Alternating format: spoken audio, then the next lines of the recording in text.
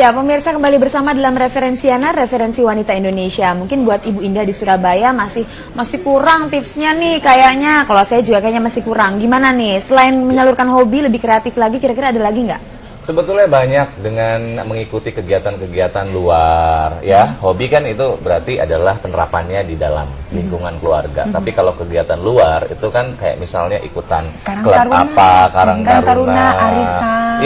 Ya, itu masih tetap wajib ya? Maksudnya iya, karena kalau seorang ibu rumah tangga ya? Ini, kalau enggak, itu akan meng-set otak kita ini di posisinya adalah mode-nya itu adalah silent.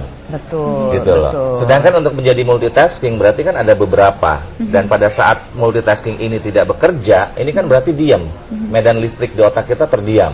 Kalau misalnya bekerja, dia kan akan terus mencari sesuatu. Orang yang bekerja dan orang yang tidak bekerja, otaknya lebih berfungsi orang yang bekerja. Walaupun dia bilang, aduh capek nih, kepala saya sakit nih kerja, tapi dia tetap lebih sehat dibandingkan orang yang terdiam. Gitu, itu salah satunya. Ini ibu rumah tangga kan pastinya kegiatannya banyak nih, dari pagi sampai malam ngurusin anak, rumah, suami gitu ya. Boleh nggak sih seorang ibu itu misalnya, saya pingin deh hari ini saya pergi ke mall nggak bawa anak gitu. Itu boleh nggak buat refreshing boleh, gitu? Boleh, itu berarti kan setiap orang harus punya me time kan? Ah iya betul, me time harus, kalau menurut saya wajib. Oke, nah ini sudah ada Ibu Lucia yang mungkin juga sekarang lagi me time-nya nih, lagi nelfon kita dulu di sini. Yang urus anak dulu. Halo Ibu Lucia. Halo. Silakan pertanyaannya Bu. Salam sip dulu ya. Salam sip Ibu. Ya, silakan Salam Ibu. sip, makasih Bu. Iya. Sudah dengan 2 jempol. Iya. 4 jempol. Ya, buat narasumber, terus Aidia sama pembawa MC hostnya. Iya. Halo Bu. Ya, ini saya saya mungkin mau bagi pengalaman, boleh? Boleh. Bu. Saya tertarik sekali dengan multitasking ini karena saya masuk dalam kategori yang itu justru. Wah, hebat. Gimana Bu? Tapi mungkin bisa Kang bantu kali ya dengan untuk di-share juga, dan mungkin saya mau tanyanya begini.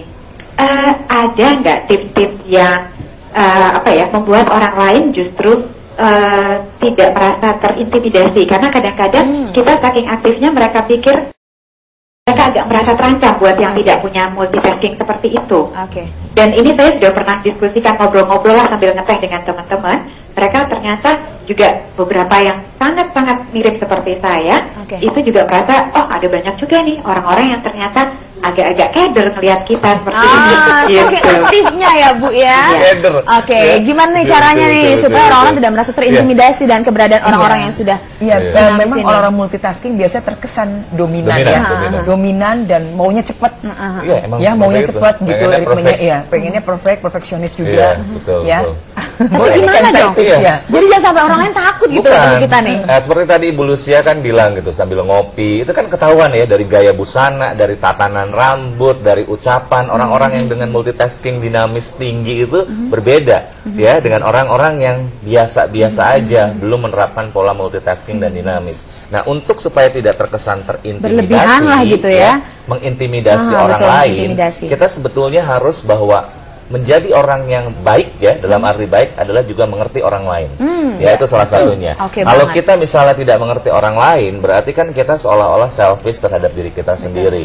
Karakter orang itu berbeda-beda, ya. Aura orang itu berbeda-beda. Ketika kita bertemu dengan orang yang tadi tidak multitasking, kenapa kita selalu harus membilang mereka itu harus gini, gitu ya? Ternyata dia nggak bisa. Berarti ini orang ini tidak bisa menerapkan apa yang kita terapkan. Nah, dengan cara apa baiknya? Kita ngobrol dulu dong, ya, sama ini. Mbak, saya kalau nyuruh kebanyakan ya, gitu kan? Ini kebiasaan aku nih suka kayak gitu, dikomunikasikan gitu. Kira-kira Mbak bisanya berapa? Coba kita tes dulu ya. Tes-tes yang tadi nih, misalnya. Ini tolong di email ya, terus yang ini sampai di batas mana dia tidak bisa gitu, sampai di batas mana dia tidak sanggup. Kita juga sama pembantu rumah tangga juga kan kadang-kadang jangan berlebihan ya Bu ya, gitu ya. Ini gitu kan, dia tidak seperti kita yang bisa menyerapnya dengan cepat gitu.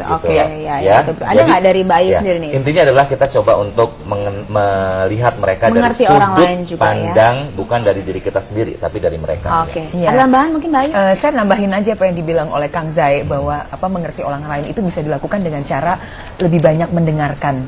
Ya, Jadi kan kalau orang bilang kenapa kita punya 2 kuping satu mulut, sebetulnya kita diminta untuk lebih banyak mendengar, supaya kita tahu apa sih sebetulnya keinginan orang lain dan harapan orang lain. Jadi kalau ketemu orang baru juga senangnya lebih banyak bertanya. Dan bisa menjadi pendengar tahu kebutuhannya yang baik gitu ya.